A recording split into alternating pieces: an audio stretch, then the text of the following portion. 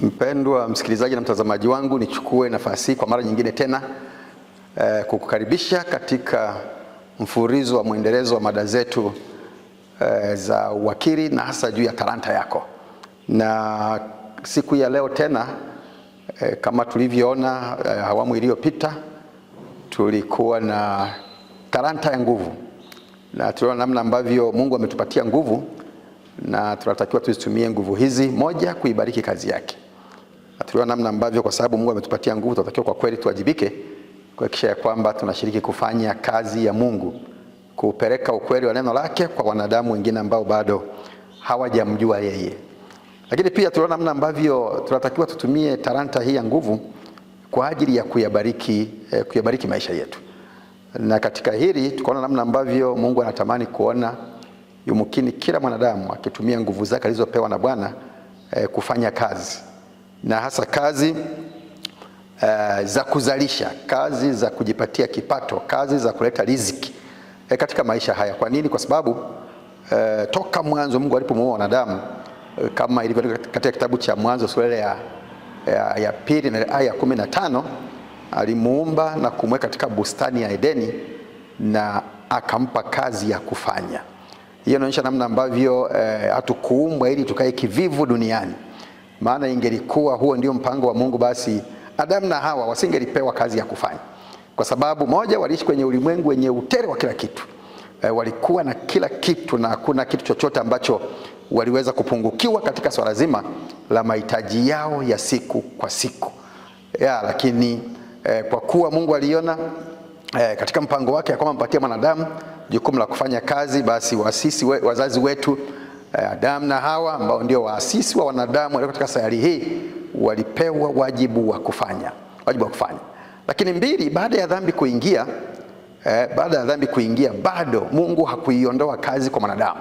Na ndio maana tunasoma katika kitabu cha Mwanzo sura ya 3 na aya 19, Adamu anaambiwa sasa, kwa jasho la uso wako utakula chakula mpaka utakapoirudia ardhi. Ikionyesha sasa namna ambavyo kazi inatakiwa kufanywa kwa nguvu nyingi, kwa bidii nyingi, na yaweza kuwa na changamoto kadha wa kadha, lakini bado inatakiwa ifanyike. Sasa niendelee kusema ya kwamba katika maisha yetu kwa kweli, kwa sababu Mungu ametujalia kutupatia nguvu, lazima tuhakikishe kwamba tunajua kufanya kazi, kwa sababu ni kupitia kwa uwajibikaji katika swala zima la kutenda kazi na namna mbalimbali. Inaweza kuwa ni shughuli za kilimo, inaweza kuwa ni biashara, inaweza kuwa ni ajira fulani, na inaweza kuwa ni shughuli za ufundi. Kupitia kwa shughuli hizo, basi maisha yako na maisha yangu yanabarikiwa. Na tukumbuke ya kwamba Mungu hadondoshi chakula, hadondoshi pesa, hadondoshi nguo, hadondoshi nyumba, hadondoshi magari. Na vyote hivyo tutaweza kuvipata ikiwa tu tutawajibika katika swala zima la kufanya kazi. Sasa wako watu kadha wa kadha ambao wanadhani pengine katika maisha haya mwanadamu anatakiwa tu kufanya kazi kidogo. Wengine wanasema unajua unatakiwa uwe na mali chache. Na ni kweli ya kwamba ukirejelea Biblia katika kitabu cha Mithali sura ya 15 na aya ya 16, Biblia inasema kuwa na mali chache pamoja na kumcha Bwana ni bora kuliko mali nyingi pamoja na taabu. Sasa wako wengi ambao wanadhani basi maisha yanaweza kwenda tu ukiwa na mali kidogo na kwamba hayo ndio mapenzi ya Mungu. Hapana. Mungu anatakia tunapowajibika tufanye kazi kwa bidii, tufanye kazi kwa nguvu, na kwa kufanya hivi atatubariki. Na aya hii inapoeleza kuwa na mali chache, haina maana ya kuwa na mali chache zinazopatikana kama matokeo ya kufanya kazi kivivu. Hapana. Ni kuwa na mali chache zinazopatikana kama matokeo ya jitihada yako yote, kwamba katika kuwajibika kwako, katika kushughulika kwako, naam, hicho ndicho ulichokipata. Ni kweli kwamba unapopata hata kama ni mali chache, lakini unapopatikana kwa bidii, unapopatikana kwa kutumia akili zako zote, unapopatikana kwa kutumia nguvu zako zote na kwa uwezo wako wote, ni bora kuliko kujipatia mali kwa njia ya dhuluma, kwa njia ya ulaghai, kwa njia za udhalimu. Hizo Mungu anakataza. Lakini kubwa ambalo ningependa kuleta kwako leo ni kwamba tunapowajibika kufanya kazi, Mungu anatamani kubariki kazi zetu. Lakini sasa, ili kazi yoyote unayoifanya iweze kubarikiwa na Bwana, nataka nilete mambo makubwa manne ya kuzingatia, ili katika kuwajibika kwako na katika utendaji wako wote wa kazi naam, uweze kupata mibaraka ambayo Mungu ameikusudia. Mungu ameikusudia. Nikukumbushe ya kwamba ni kupitia kwa kazi Mungu ameahidi kuyabariki maisha yako. Mungu ameahidi kutubariki maisha katika maisha haya. Na ni kosa kubwa kuishi kokote tunakoishi, iwe ni mjini, iwe ni kijijini, bila kuwa na chochote cha kufanya, bila kuwa na kazi ya kufanya, bila kuwa na kazi ya kufanya. Na hivyo basi, ili kazi yako yote unayoifanya katika maisha haya iweze kubarikiwa na Bwana, jambo la kwanza, penda kazi yako. Jambo la kwanza muhimu kabisa, ili chochote unachokifanya kiweze kubarikiwa, kipende. Penda hiyo kazi yako, penda hiyo ajira yako, penda hiyo biashara yako, penda hiyo shughuli yako ya ufundi, penda hiyo kazi yako, penda hiyo kazi yako. Kwa nini? Kwa sababu Mungu yuko tayari kubariki kazi ambazo wanadamu, kazi ambazo tunazifanya kwa moyo wa kupenda.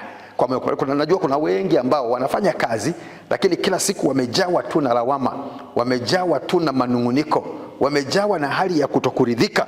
Na wengine huona kazi zao kana kwamba ni duni kuliko za watu wengine. Hapana, hapana, hapana. Kwa Mungu elewa. Kwa Mungu elewa, Mungu anathamini kazi yote. Athamini kazi kubwa tu, hapana. Hata zile ndogo ndogo, bali kazi yoyote inayofanywa kwa moyo wa kupenda. Naam, hiyo lazima ibarikiwe na Bwana. Kwa katika kuwajibika kwako, kumbuka kufanya kazi yako kwa moyo wa kupenda. Mwandishi Ellen G. White anapoandika katika kitabu kinachoitwa Shuhuda za Kanisa, gombo la pili, ukurasa wa 530, au Testimony for the Church volume 2, ukurasa wa 530, anasema maneno haya. Anaandika maneno haya: wale ambao daima wanakuwa na shughuli nyingi na kuendelea kwa furaha kuhusiana na utendaji wa kazi zao za kila siku ndiyo wenye furaha na ndiyo wenye afya. Na wale wanaofanya kazi zao wakiendelea kuzipenda na wakizifanya kwa furaha, hao lazima wabarikiwe. Na hao ndio wale ambao pia katika maisha yao ya siku kwa siku na katika mazingira yote waliomo, basi wanaishi kwa furaha. Kwa hiyo kazi yote unayoifanya, haijalishi ni ndogo, haijalishi ni kubwa, haijalishi inaonekana kwa watu wengine kuwa duni, kumbuka hiyo ndio yako. Ipende, penda kazi yako. Narudia, hata kama inaonekana kuwa ni duni kiasi gani kwa wanadamu wengine, lakini kwa kuwa kwa wakati huu hiyo ndio yako, ipende. Haijalishi ni shughuli ya kilimo, penda kazi yako. Haijalishi ni shughuli ya biashara, penda kazi yako. Haijalishi ni shughuli ya ufundi, penda kazi yako. Haijalishi ni ajira fulani, penda kazi yako.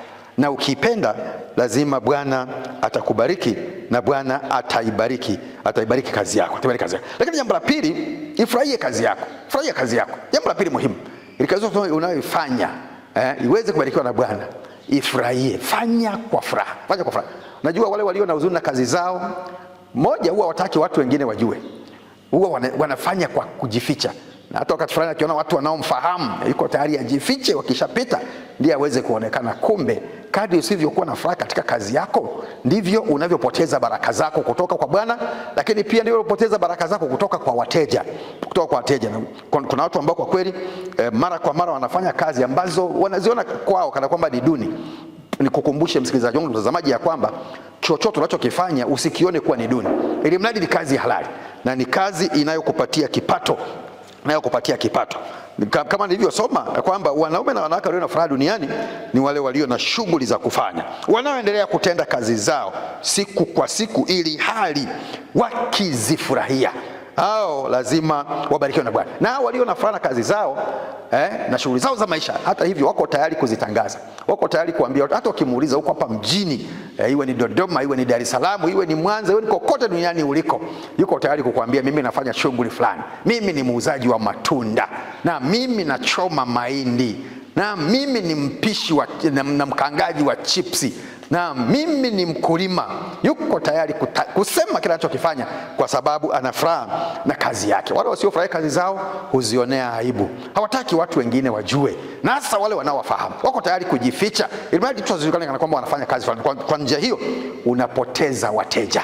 Unapoficha kazi yako, kumbuka unapoteza wateja. Wale ambao wangekuletea pesa, wangeongeza wangeongeza idadi ya wateja wako katika kazi yako, na wangedumu kuwa baraka kwako na kwa maisha yako. Hao unawapoteza kwa sababu huna furaha na kazi yako, na kwa sababu unaionea aibu, na kwa sababu huwezi kuisema wala kuitangaza kwa watu wengine. Jambo la tatu, ili kazi yoyote unayofanya iweze kubarikiwa na Bwana, ifanye kwa nguvu. Fanya kwa nguvu zako. Fanya kwa nguvu zako. Tumia nguvu zako. Tumia bidii. Fanya kwa bidii. Fanya kwa bidii. Biblia ina aya nyingi ambazo zinahimiza na kututia moyo kufanya kazi zetu kwa bidii. Moja miongoni mwa hizo ni ile iliyoandikwa katika kitabu cha Mithali sura ya 10 na ile aya ya 4. Mithali 10 na ile aya ya 4. Biblia inasema, atendaye kazi kwa mkono mregevu huwa masikini, bali yeye aliye na bidii utajirika. Bidii inatajirisha. Unajua kokote kule, hata watu wanapotafuta watu wa kuwasaidia kazi mbalimbali, watumishi mbalimbali, wawe ni wale wa mashambani na kwenye shughuli nyinginezo, wanatafutwa wanaume na wanawake wenye bidii. Na hivyo ukiwa na bidii utakuwa na thamani hata kwa mwajiri wako. Ukiwa na bidii utatafutwa na watu. Ukiwa na bidii. Biblia inasema bidii inatajirisha. Bidii inatajirisha. Na nikukumbusha kwamba Mungu hakuwaumba wanadamu tu ili kutafakari juu ya kazi zake na za utukufu.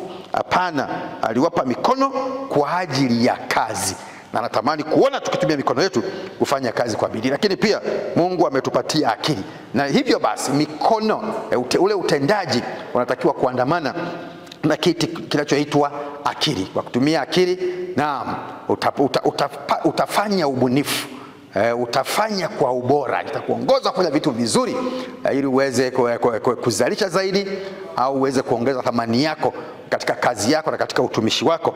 Lazima akili yako na mikono yako viweze kushirikiana. Kwa maneno mengine, akili na nguvu lazima vitende kazi kwa kushirikiana.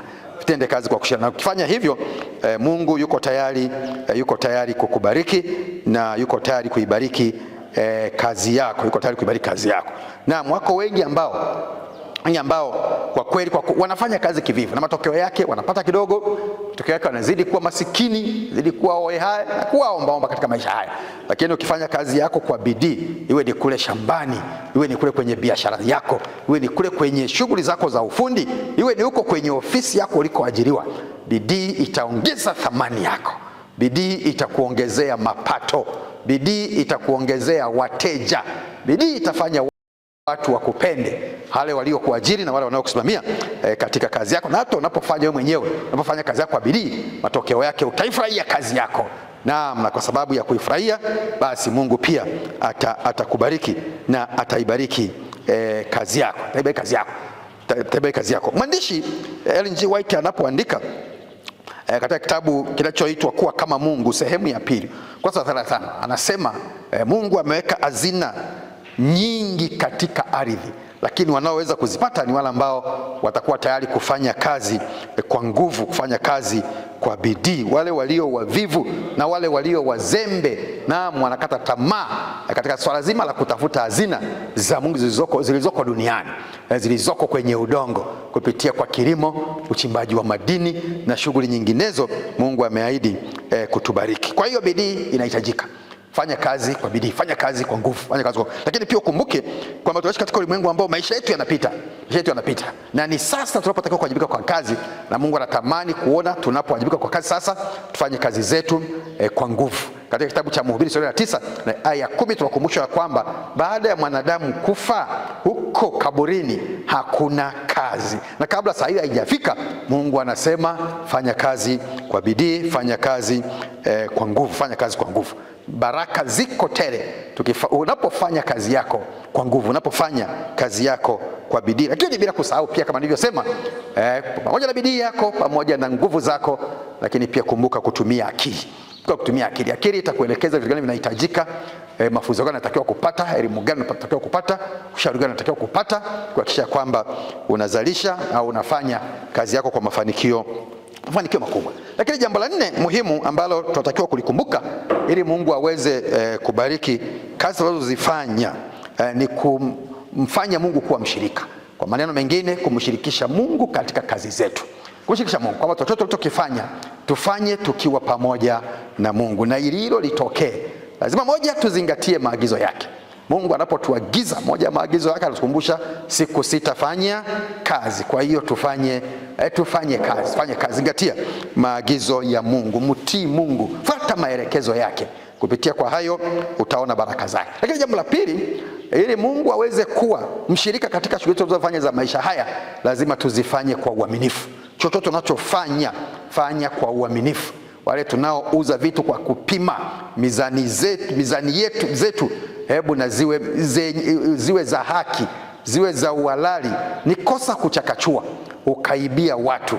Naam, ni kosa kuchakachua ukawapunja watu, ukawapa tofauti na inavyotakiwa. Hilo ni kosa. Tunapofanya hayo, tunahesabiwa kana kwamba watu tunaopata mali kwa njia ya dhuluma, na hivyo Mungu hawezi kuwa pamoja nasi. Kwa hiyo mizani zetu, vipimo vyetu tunavyovitumia katika kupima, kama ni mita iwe ni kweli mita, kama ni kilo kweli iwe ni kilo, na kama ni debe kweli iwe ni debe, na mengine yote tuyafanye kwa uaminifu, ndipo huyu Mungu atadumu kuwa pamoja nasi. Ni kosa tunapofanya vinginevyo, maana tunahesabiwa hatia ya kuwa wezi au kujipatia mali kwa njia isiyokuwa halali mbele za Mungu. Lakini pia katika hilo la kumshirikisha Mungu, kwamba pia Mungu anahitaji anapotubariki tukumbuke ya kwamba yeye ndiye ametupatia. Najua wako wengi pindi wanapobarikiwa wanadhani ya kwamba pengine baraka zimekuja kwa sababu wao wana nguvu nyingi, baraka zimekuja kwa sababu wao wana akili nyingi, baraka zimekuja kwa sababu wao ni wanaume au kwa sababu wao ni watoto, ni wanawake. Hapana, pamoja na nguvu zako, pamoja na elimu yako, pamoja na jinsia yako, kumbuka wako wenzako wa namna hiyo ambao bado hawana hicho ulicho nacho, hawana kazi hiyo ulionayo, hawana hiyo biashara ulionayo, hawana hiyo elimu ulionayo, hawana maarifa ulionayo. Kumbuka pamoja na hayo ni mpango wa Mungu tu kwamba aweze kukubariki kwa namna hiyo, na kwa sababu hiyo lazima tutambue kwamba baraka zote zinapokuja, yeye ndiye Mungu mpaji wetu, yeye ndiye anayetupatia. Jambo la 4 la muhimu la kukumbuka katika kipengele hiki cha kumshirikisha Mungu, kisha kwa Mungu anapokubariki pia kumbuka kuhakikisha ya kwamba unamtolea zaka na unamtolea sadaka. Hayo ni matakwa yake, kwamba kwa kila baraka anayokupatia wa mali basi iko sehemu kwa ajili yake, na sehemu hiyo inatolewa ili kuibariki kazi yake, kusaidia swala zima la kuiendeleza kazi ya Mungu, kutoka katika eneo lako mahala ulipo kwenye kanisa lako na kadhalika, kwenda mahala pengine ulimwenguni mwote, kwa sababu Mungu anatamani baada ya kutubariki basi na sisi tuwe baraka kwa kazi yake. Na tunakuwa baraka kwa kazi ya Mungu kisha kwamba tunaleta zaka na tunaleta sadaka kulingana na baraka aliyotupatia Bwana, na tunatakiwa tulete kwa uaminifu. Tunapoleta tofauti pia katika kitabu cha Malaki 3:8 Mungu anasema unapoleta vinginevyo unageuka kuwa mwizi, unageuka, na ni kosa kumwibia Mungu sehemu ya baraka ambazo ni haki yake baada ya kukubariki. Na ili ulete zaka na ulete sadaka kwa Bwana ni pale anapokubariki. Akisha kubariki, kumbuka katika mbaraka mapato aliyokupatia, basi iko zaka yake na iko sadaka yake. Mambo muhimu ya kufanya, tunapofanya hivyo basi tunaendelea kufungua. Mungu ataendelea kutufungulia milango ya kutubariki kama alivyoandika kwenye kitabu cha Malaki sura ile ya 3 na ile aya ya 10, anasema leteni zaka kamili ghalani, ili kiwemo chakula katika nyumba yangu, mkanijaribu kwa njia hiyo, asema Bwana, mjue kama sitawafungulia madirisha ya mbinguni na kuwamwagieni baraka hata isiwepo nafasi ya kutosha au la. Kwa hiyo tunapoleta, Mungu ameahidi kutufungulia baraka za namna mbalimbali. Haizishi tu kuwa na baraka za mali, lakini pia baada tutupatia ni baraka ya afya, baada tupatia ni baraka ya hekima na maarifa na mafanikio mengineyo. Si tu sisi, lakini pia na wale walioko katika familia zetu watabarikiwa pindi tunapokuwa waaminifu kwa huyu Mungu. Nakumbuka jambo jingine muhimu sana katika swala zima la kumshirikisha Mungu katika utendaji wetu wa kazi mbalimbali za maisha haya, iwe ni shughuli za kilimo, iwe ni zile za biashara, iwe ni ajira, iwe ni ufundi na nyinginezo unazoweza kufanya. Na kumbuka kuwa mwaminifu toka katika mambo madogo. Kuna watu wengi ambao wamepoteza baraka za Bwana, na baraka zimetupita kwa sababu ya kupuuza vitu vidogo, mambo madogo na hata pesa ndogo. Kumbuka Mungu anatupima na anatamani kuona tukiwa waaminifu toka kwa vitu vilivyo vidogo mpaka vile vilivyo vikubwa. Ukisoma Biblia inajaribu kueleza juu ya habari ya Elisha. Mfahamu nabii Elisha kama anavyojulikana. Naam, alikuwa kabla hajawa nabii alikutwa akishughulika katika kazi iliyoonekana kana kwamba kwa baadhi ya watu kama ni duni hivi, kazi ya kilimo, lakini alikuwa anafanya kazi yake kwa uaminifu. Na kwa kufanya kwa uaminifu kazi hiyo, toka katika uaminifu wa mambo madogo madogo, Mungu alimwamini na kumfanya hatimaye kuwa mwaminifu kwa mambo makubwa. Na ndivyo pia Mungu anatamani kuona tukifanya katika maisha haya. Fanya katika maisha haya. Katika kitabu kinachoitwa Prophets and Kings, kurasa ya 218 imeandikwa hivi: kwa uaminifu katika mambo madogo, Elisha alikuwa akijiandaa kwa ajili ya amana nzito zaidi, kwa ajili ya mibaraka mikubwa zaidi. Siku kwa siku, kupitia uzoefu wa kivitendo, alipata kufaa kwa kazi pana ya juu zaidi. Kwa hiyo Elisha kupitia kwa kazi ndogo ndogo, na Mungu alimjaribu kwa kazi ndogo ndogo, na alipozifanya vizuri aliendelea kumuinua, na hatimaye alipewa kazi kubwa zaidi. Na ndivyo pia katika maisha yetu leo. Mwandishi anaendelea kusema alijifunza kuhudumu, na katika kujifunza hili alijifunza pia namna ya kuelekeza na kuongoza kutoka katika vitu vidogo, kazi ndogo ndogo, majukumu madogo madogo. Na alijifunza hata kuwa kiongozi. Na mwandishi anaendelea kusema somo ni kwa wote. Somo hili ni kwa wote. Hakuna awezaye kujua kujua nini kinaweza kuwa na uhakika kuwa uaminifu kwa mambo madogo ni ushahidi wa kufaa kwa majukumu makubwa. Uaminifu kwa mambo madogo, kwamba Mungu sio Mungu tu wa mambo makubwa. Wako wengi wanadhani Mungu ni Mungu wa mambo makubwa, ajira kubwa, biashara kubwa, ukulima mkubwa, shughuli za ufundi kubwa, lakini Mungu ni Mungu wa vyote. Mungu ni Mungu wa kazi zote, mradi zinafanywa kwa uzuri, na mradi zinafanywa kwa nguvu, mradi zinafanywa kwa furaha, mradi zinafanywa kwa uaminifu, na ili mradi zinafanywa kwa bidii. Wale wanaohisi kuwa haina madhara yoyote jinsi wanavyofanya kazi ndogo ndogo, wanajithibitisha kuwa hawafai kwa nafasi ya heshima zaidi.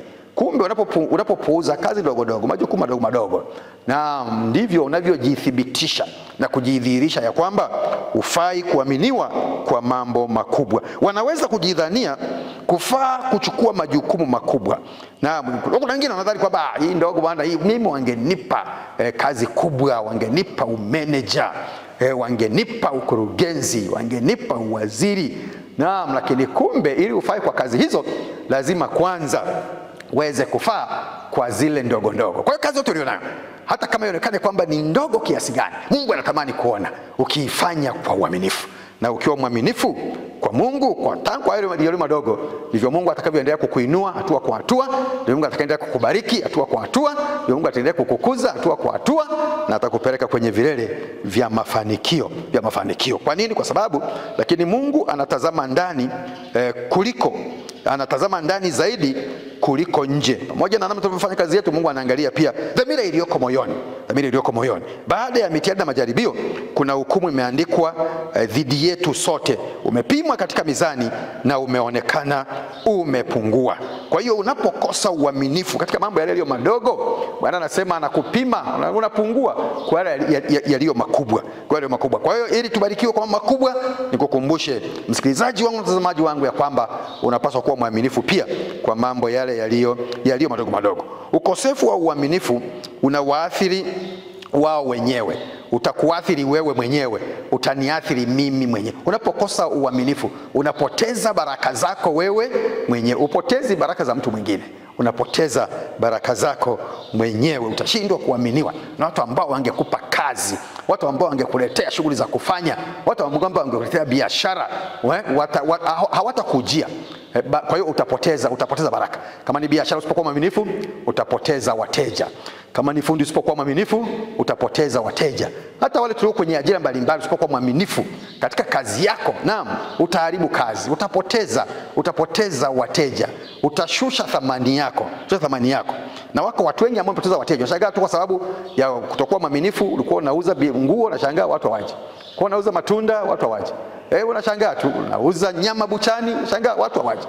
Unauza mazao, unashangaa watu hawaji. Kwa nini? Kwa sababu wamekugundua wewe sio mwaminifu. Kwa hiyo uaminifu unahitajika ili tuweze kubarikiwa na Bwana. Lakini pia ukosefu wa uaminifu, kama nilivyokwisha kusema, unakuathiri wewe mwenyewe na tutashindwa kupata neema ya Bwana, tutashindwa kupata nguvu, na tutashindwa kupata pia msukumo wa kitabia ambao ni kivutio kikubwa kwa wanadamu wengine, kwa wanadamu wengine. Kwa hiyo Mungu anatamani kuona katika uwajibikaji wetu, katika utendaji wetu wa kazi, tukiyazingatia mambo hayo. Narudia kwamba wako wengi wanaodhani ili wafae kufanya kazi lazima tu wafanye kazi kubwa. Kuna watu ambao wanaogopa kuanza biashara kwa sababu wanaona mtaji tu wa shilingi 5,000, mtaji tu wa shilingi 20,000, anatamani ingekuwa na mamilioni.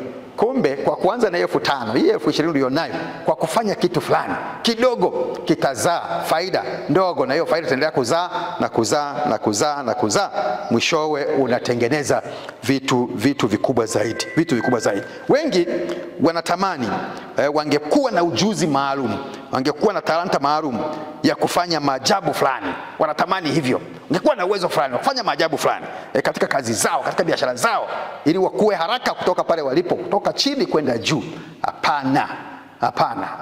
Uwe tu mwaminifu kwa hicho kidogo unachokifanya. Kifanye kwa uzuri, kifanye kwa nguvu, kipende, kifurahie, na pole, lakini kwa hakika Bwana atakuinua toka hatua kwenda hatua nyingine bora zaidi. Unajua hata wale walio matajiri, wengi unaposikiliza habari zao, hakuna aliyeibuka siku moja akawa tajiri. Utashangaa wengi wamekusanya utajiri huo kwa kazi, kwa shughuli, kwa uwajibikaji waliofanya, wengine hata kwa zaidi ya miaka 20, 30 na kuendelea. Na hivyo na wewe pia, kwa kuanza kidogo, lakini ukizingatia mambo niliyokwisha kuyasema, Bwana atakubariki polepole na atakuinua. Usisubiri mpaka upate vitu vikubwa, mambo makubwa, ndipo ufanye mambo fulani. Hapana, anza na kidogo ulicho nacho. Kutoka kwa hicho kidogo Bwana atakubariki, Bwana atakuinua. Sio kuwa na talanta nzuri sana ndiko kunakotuwezesha kutoa utumishi unaokubalika, bali ni utendaji wa uangalifu kwa majukumu tulionayo. Utendaji wa uangalifu hayo unayoyafanya, huko ndio kutakako kuinua, kutakako kufanya upendwe, uonekane bora katika jamii yako, katika ofisi yako, katika biashara yako, na kokote utakakokuwa unapowajibika kwa uzuri, Na kwa sababu hiyo kazi inatakiwa kutendwa. Kazi tunayoifanya itende na uifanye kwa uaminifu, na Mungu ameahidi kuwa na wale wote wanaokubali hayo. Kumbuka sababu pekee kwa nini hatuna nguvu inayopatikana kwa kuwa na Mungu imo ndani yetu sisi wenyewe. Mungu anahitaji kutupatia nguvu, lakini pia pamoja na kwamba tunahitaji kupata nguvu za kiroho, za kimwili, bado tunatakiwa pia, ili tuweze kufanikiwa katika maisha yetu, tupate nguvu ya kiroho. Na ili tuipate lazima tuwe na huyu Mungu. Pamoja na kutafuta nguvu za kimwili kwa ajili tusaidia kufanya kazi, kufanya biashara zetu huko na huko, maisha yetu bado, ili tuweze kuwa kamili, tunahitaji pia kuwa na nguvu ya kiroho. Nguvu ya kiroho inapatikana kwa kufanya mambo makubwa yafuatayo. Jambo la kwanza, kuwa mtu wa maombi. Kuhakikisha katika maisha yako, siku kwa siku, anza siku na Bwana, maliza siku na Bwana. Unapokuwa kwenye kazi zako, kumbuka kuomba. Maombi yana nguvu, yanapatia nguvu ya kiroho. Maombi yanatusaidia kuwasiliana na Mungu, kupeleka haja zetu kwake, kupeleka shukrani zetu kwake, lakini pia kupeleka changamoto zetu kwake kwa njia ya maombi. Jambo la pili, tuweze kuwa na nguvu ya kiroho ambayo pia ni ya muhimu kuwa nayo. Tunapokuwa na nguvu za kimwili, ni kuwa wasomaji wa neno la Mungu. Kumbuka kusoma neno la Mungu. Katika Yohana sura ya 6, Yesu anafanisha neno la Mungu sawa na chakula. Na kumbuka, katika maisha yetu ya kawaida, ili uhai uweze kuendelea, tunahitaji kula. Wengine wanakula mara 3 kwa siku. Asubuhi anakula, mchana anakula, jioni anakula, lakini wako wengine kila wakati ni wakati wa kula. Kwa nini? Kwa sababu wanatafuta uhai, wanatafuta maisha yaweze kuendelea. Sasa maisha yetu ya kiroho yenyewe hayajengwi kwa chakula cha kimwili, hayajengwi au hayaendelezwi kwa chakula mara ugali, mara chipsi, mara pilau na vingine vya namna hiyo. Yenyewe yanakuzwa kwa usomaji wa neno la Mungu, kwa kujirisha neno la Mungu. Na hivyo kumbuka, katika maisha yako ya siku kwa siku, kujirisha neno la Mungu ili pia kupata nguvu ya kiroho. Jambo la tatu, ili tuweze kupata nguvu ya kiroho, kumbuka pia kuthamini masuala ya ibada. Ibada. Kumbuka Mungu wetu anahitaji tumwabudu. Kwa hakikisha unapata muda wa kumwabudu Mungu katika maisha yako. Kwa ratiba mbalimbali tulizonazo katika dini na madhehebu yetu, kuhudhuria kwenye makusanyiko ya ibada, nenda kwa ibada. Nenda kumwabudu Mungu. Maana ibada ni haki ya Mungu na ni stahili yake peke yake ndiye anayestahili kuabudiwa. Ndiye anayestahili kuabudiwa. Mungu wetu ni Mungu anayehitaji kuabudiwa. Lakini jambo jingine, ili tuweze kupata nguvu za kiroho, lazima pia tushiriki katika swala zima la kufanya kazi ya Mungu, kuhakikisha kwamba tunawaambia wengine yale ukweli, yale mambo mazuri tulionayo, ukweli tunaofahamu juu ya huyu Mungu. Usikae nao peke yako.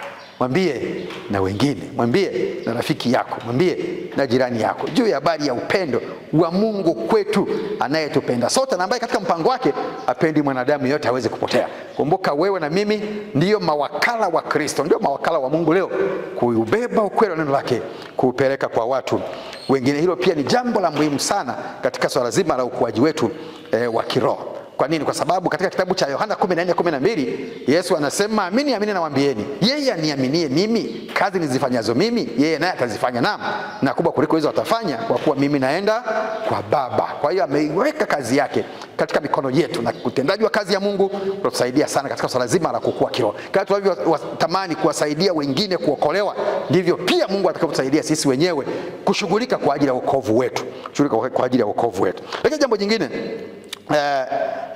la muhimu ni kuhakikisha kwamba tunaepukana kabisa na matumizi mabaya ya nguvu zetu za kimwili, lakini pia matumizi mabaya ya nguvu zetu za kiroho. Na hasa matumizi mabaya ya nguvu za kimwili, tunapotumia nguvu alizotupatia Bwana vibaya, tutaathiri na kudhuru afya zetu, tutafupisha siku zetu za kuishi, tutashindwa kutimiza yale ambayo Mungu amekusudia tuyafanye katika maisha haya, na matokeo yake hata wako wengine wanakufa kabla ya siku zao kwa sababu ya kutumia nguvu zao za kimwili vibaya. Nguvu za kimwili vibaya, wanajiletea magonjwa na matokeo yake afya zinakuwa dhaifu, wanashindwa kutimiza malengo na mipango walionayo au ambayo Mungu angetazamia waifanya katika maisha haya, lakini pia wanashindwa kuwa baraka kwa wanadamu wengine, mambo ambayo kwa hayo Mungu ametuleta katika dunia hii kwa wakati kama huu. Bwana akubariki. Karibu tena katika kipindi kingine kitakachoendelea.